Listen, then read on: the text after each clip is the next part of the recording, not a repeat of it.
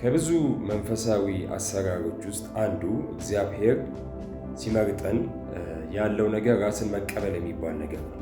ራስን እግዚአብሔር እንዳየን እግዚአብሔር በእኛ ውስጥ ባስቀመጠው ተልእኮና አሳይመንት የመግለጥ አቅም ውስጥ እንድንገባ ማለት ነው።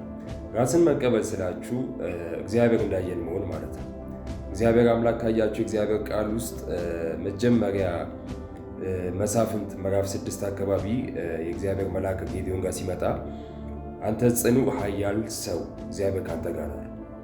ጌዴዎን ደግሞ የሚሰጠው መልስ የተቃራኒ ሲሆን ታያላችሁ። አያችሁ፣ እግዚአብሔር መጀመሪያ ያደረገው ጌዴዎን ኃይል ከመግለጡ በፊት እግዚአብሔር እንዳየው እንዲሆን ፈልጓል።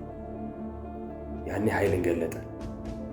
አሁን ሙሴን ደግሞ ስናይ እግዚአብሔር አምላክ በቁጥቋጦው ሲገናኘው እኔ አልችልም፣ እኔ ኮልታፋ ነኝ፣ እኔ እንዴት ሆናለሁ ብሎ ከጉድለቱ ነበር የሚያየው። እግዚአብሔር አምላክ ደግሞ በትረን ጣል አለው፣ እባብ ሲሆን አሳየው።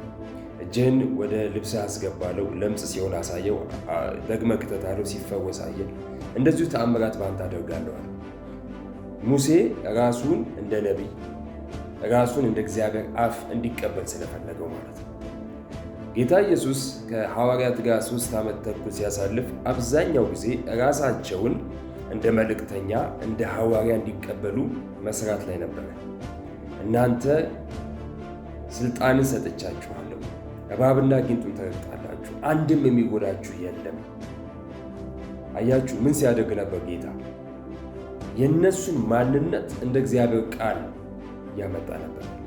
ስለዚህ አሁን ምን ላይ ነው ያለነው? አንዳንዶቻችን ስራ ላይ ነው ያለነው። አንዳንዶቻችን ንግድ ላይ፣ አንዳንዶቻችን አስተማሪዎች ልንሆን እንችላለን። አንዳንዶቻችን የሶሻል ሚዲያ ሰዎች ልንሆን እንችላለን። አንዳንዶቻችን አገልጋይ ልንሆን እንችላለን። ብቻ እግዚአብሔር ብሎናል ባለን ነገር ላይ ሰው ባይቀበለን፣ ዓለም ባይቀበለን፣ ማንም ባይቀበለን እግዚአብሔር አምላክን ካተካል። ስለዚህ ማንነትህን ነኝ ብለህ መቀበል፣ ያኔ የሚያስቆም አይኖርም።